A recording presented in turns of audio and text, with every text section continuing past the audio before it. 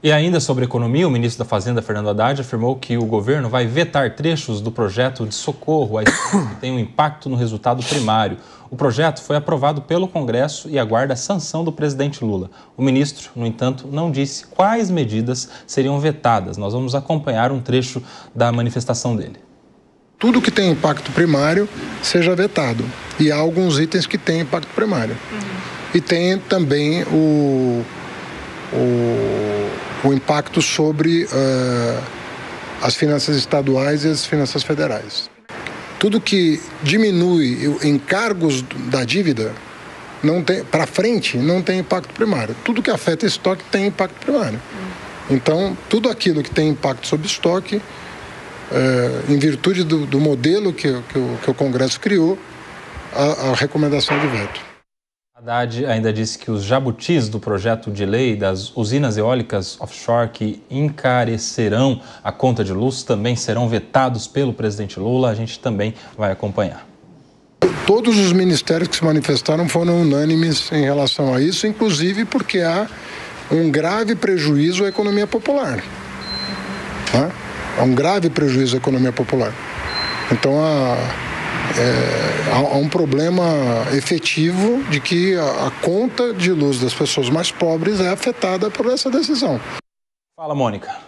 Eu acabei de falar das sinalizações e justamente citei o ministro Haddad falando desses cortes. Esse é uma sinalização positiva. Quando ele vem falar que não vai permitir jabutis, que não vai permitir que o Congresso coloque nada que aumenta gasto no déficit primário, é uma sinalização justamente no sentido que tem que ser, de que eles não vão deixar o Congresso populista, fisiológico, aumentar essas despesas. Então, é o contraponto para justamente as sinalizações negativas. E tendo veto, você acha que cai no Congresso, Paulo Loyola?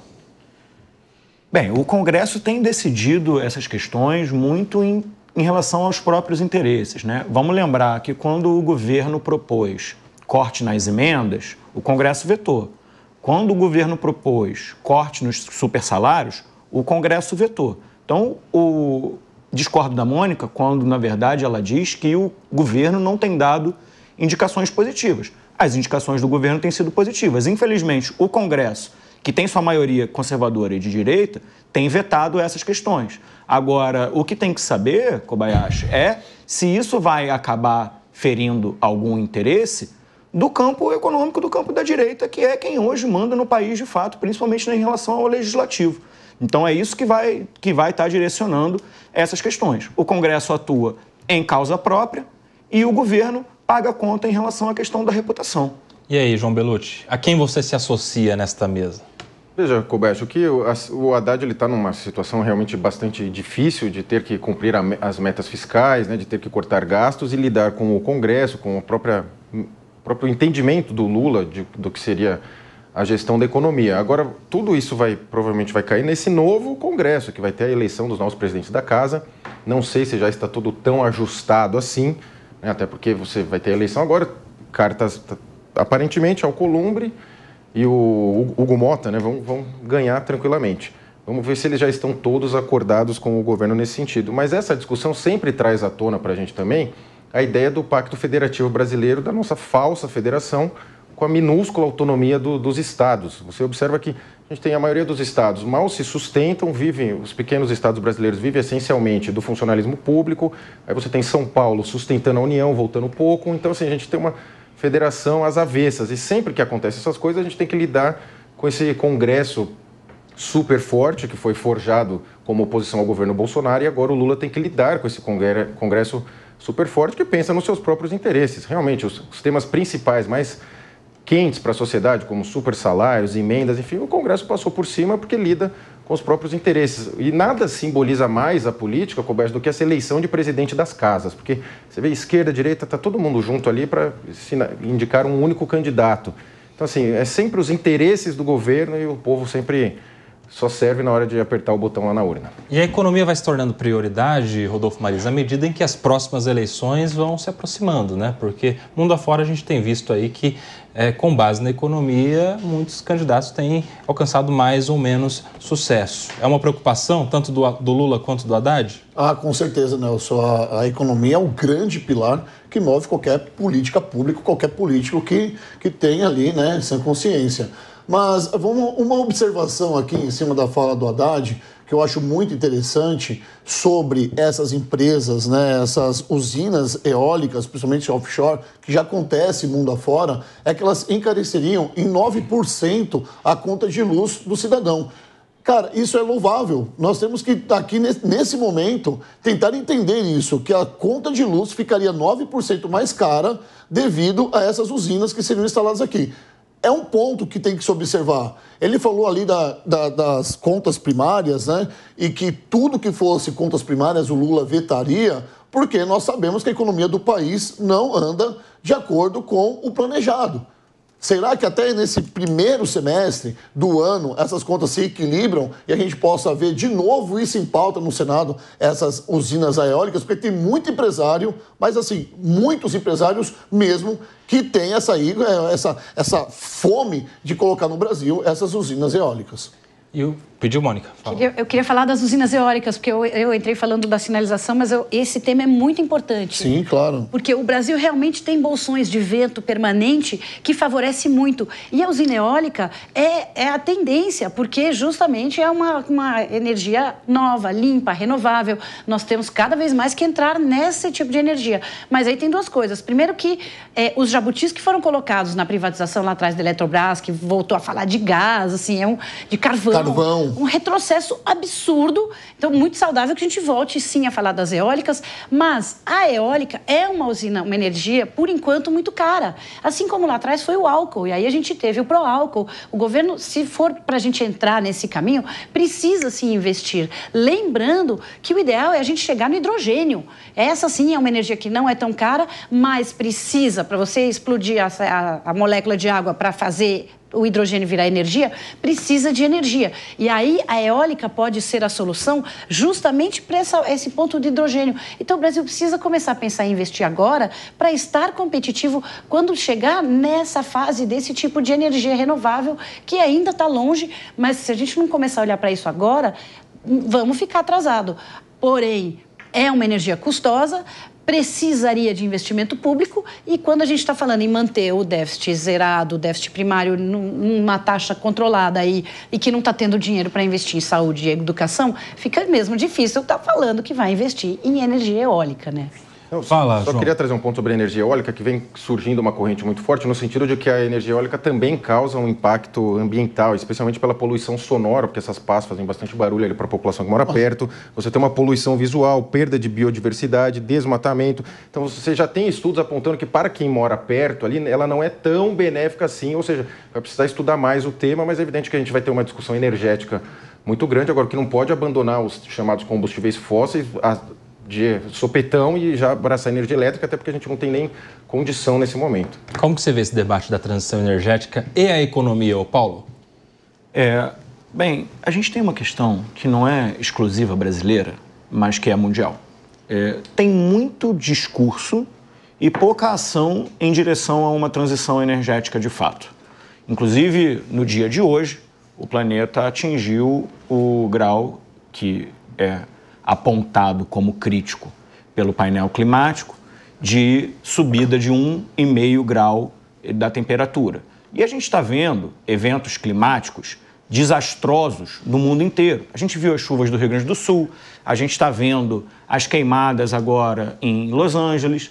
E aí, mesmo com os impactos que foram trazidos aqui em relação à questão da energia eólica, ela é uma energia, sim, mais limpa no que se refere à questão da emissão de carbono. Nenhuma produção de energia vai ser isenta de impacto. Isso não existe. A solar tem impacto, a eólica tem impacto, a térmica tem impacto, todo tipo de produção de energia vai ter impacto. A questão é o tipo de impacto que está causando hoje mudanças no clima que podem se tornar irreversíveis. Nesse sentido, a gente deveria estar sim, não só o Brasil, mas o mundo como um todo. E a gente tem visto, por exemplo, o grande fracasso que tem sido as COPs de apontar financiamento, de apontar de onde vem o dinheiro, de apontar a responsabilidade dos países mais ricos e mais desenvolvidos e mais industrializados, que já se beneficiaram de todo esse processo, que foram quem, de fato, poluíram e lançaram carbono no mundo. Então, a gente precisa olhar para isso de uma maneira mais séria e mais crítica.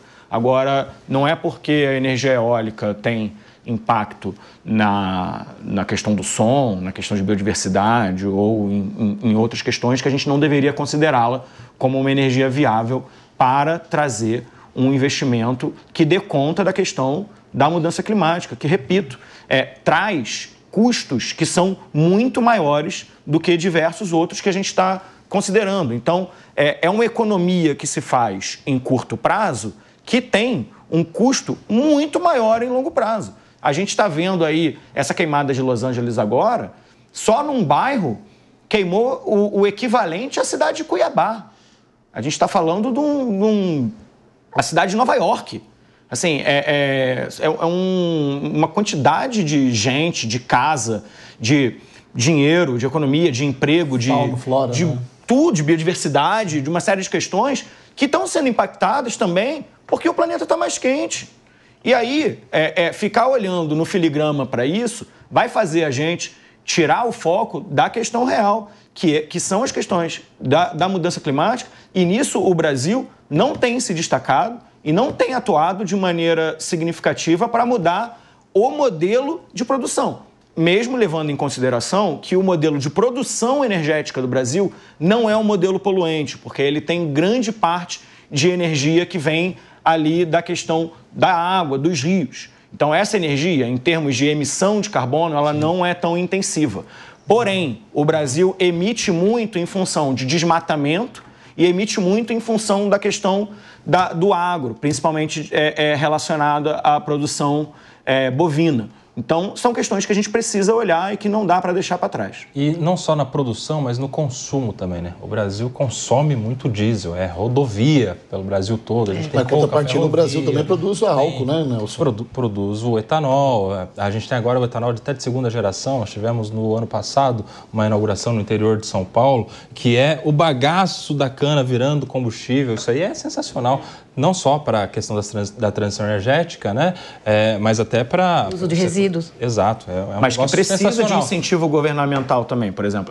A própria questão do álcool, a gente produz muito, mas hoje ela não é tão vantajosa financeiramente. Então, assim, enquanto o país não entrar muito sério no sentido de incentivos, de olhar para isso com cuidado, e o que a gente está fazendo hoje? Está investindo mais ainda em fóssil. Sim, e eu acho que o negócio do mercado de crédito de carbono é o que vai incentivar mesmo todo mundo migrar para essa transição energética. A gente muda de assunto, mas ainda falando sobre economia, o ministro Haddad desmentiu informações falsas sobre a taxação de animais de estimação e a criação de um imposto sobre o PIX. Um vídeo manipulado por inteligência artificial mostrava uma declaração do ministro em que ele dizia ser favorável à criação do imposto do cachorrinho de estimação. Nas redes sociais, o ministro rebateu as mentiras. A gente também acompanha a declaração dele. Imposto sobre PIX, mentira. Imposto sobre quem compra dólar, mentira. Imposto sobre quem tem um animal de estimação, mentira. Pessoal, vamos prestar atenção, está circulando uma fake news, prejudica o debate público, prejudica a política, prejudica a democracia.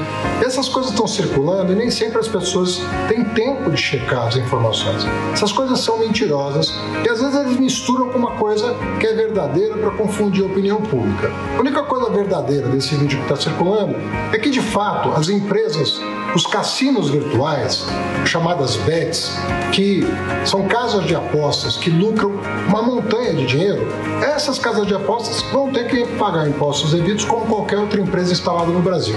Fora isso, é tudo falso. A declaração do ministro aconteceu justamente algumas horas após a AGU ter notificado o Facebook para remover a publicação falsa. A rede social tem 24 horas para tirar o conteúdo do ar. E aí, Mônica, muitos assuntos misturados, hein? Aquela polêmica do Pix com as manifestações desmentindo alguns posts enganosos nas redes sociais. E aí, Mônica Rosenberg? Pois é, isso justamente cai naquilo que a gente estava falando sobre a responsabilização do Facebook e a rapidez de reação. Agora, isso aí saiu, essas coisas, gente, sai do Facebook. Eu recebi em 5 grupos diferentes de WhatsApp. Isso vai para o WhatsApp, isso pega igual fogo. Que é da mesma empresa, né? É da mesma empresa, mas é muito mais difícil de controlar. A hora que eu recebi isso das minhas tias, das minhas colegas advogadas, fica mais difícil. E aí ele foi muito fino de dizer, as pessoas às vezes não têm tempo de checar. As pessoas não checam, não estão nem aí, recebem no grupo e querem ser o primeiro a repassar. E isso é muito tóxico. E isso, não adianta você regular a rede social. Isso é uma coisa de você começar, você que está num grupo e recebe uma fake news, diga, isto é fake. Tem que falar, tem que pesquisar. E se você receber uma, tente, se controle, pesquise, verifique, viu que é fake, manda para a pessoa que te mandou, fala, isso que você me mandou é fake. A gente precisa constranger, é uma questão cultural mesmo. Enquanto não houver repúdio social dos colegas para quem está mandando fake news, não adianta, o ministro pode fazer todos os vídeos que ele quiser e o Zuc pode fazer todas as regras que ele quiser. É importante a gente fazer uma quebra e você parar de mandar mensagem dizendo que vai ter imposto do cachorrinho, gente. Tem coisa que é tão óbvia que não vai acontecer. E o do Pix, realmente, como houve o anúncio do monitoramento, que é muito diferente de cobrança de impostos, é monitoramento que já era feita. Vocês lembram a briga sobre o COAF, de que as operações acima de 10 mil tinham que ser informadas ao COAF? Nossas transações financeiras são monitoradas há muito tempo. O que se faz com ela não é necessariamente cobrança de impostos.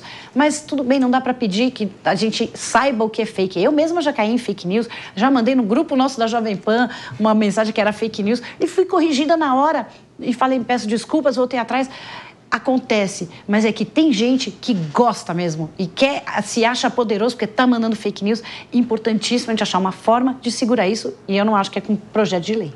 E aí você acha que o ministro Haddad está sofrendo ainda as consequências do meme que pegou ele aí no ano passado, de Tachad, aí você acha que ainda é um pouco disso, o João Bellucci? Pode ser também, Kobayashi, e também a questão de fogo amigo, não dá para descartar fogo amigo, porque você tem vários players ali que querem o posto dele, ou também querem estar na frente da fila da sucessão do Lula, que aparentemente o sucessor natural do Lula, após a segunda eleição, imagino que ele disputará, seria o Haddad, que já disputou a eleição, inclusive, e usava a máscara do Lula na oportunidade. Agora, veja, a questão dos animais, a ideia foi criar esse cadastro pela legislação, e na Alemanha, você, por exemplo, tem uma taxação sobre pets, né?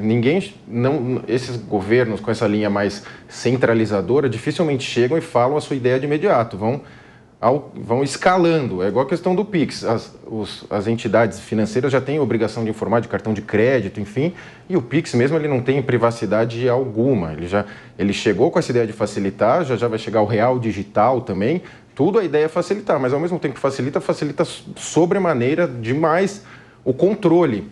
Então, na minha visão, é um ato que pode vir a ser escalado. Primeiro eu faço a legislação para cadastrar os cachorros, depois para informar os 5 mil e futuramente vai estar toda pronta a base de cálculo para você taxar. Então, pode ser que aconteça, até porque não seria a primeira, segunda, nem 10ª vez que o governo, ou o Haddad, ou o Lula, enfim, declara uma coisa e depois de outro tempo muda de opinião com tranquilidade e cria uma nova taxação. Então, eu vejo com muito perigo e muito receio tanto esse cadastro de cachorro, de pets no geral, quanto a questão da informação dos PIX para a Receita Federal. Como é que está a situação do Haddad politicamente, Paulo Loyola? Você acha que ele é o sucessor natural do Lula? Ele tem apoio dentro do partido? Porque o João está dizendo aqui que pode ter fogo amigo também. Ali tem algumas pessoas que não concordam muito com o perfil do Haddad para suceder eventualmente o Lula no futuro. É claro que o Lula está aí, provavelmente é candidato. A própria Gleice, de vez em quando, dá uns desencontros, né? O Lula está aí.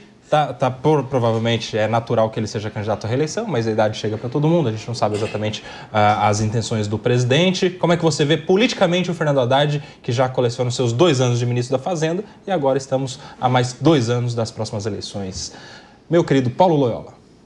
Eu vejo o Haddad fazendo um trabalho de equilíbrio bastante difícil. Bem, não é segredo para ninguém.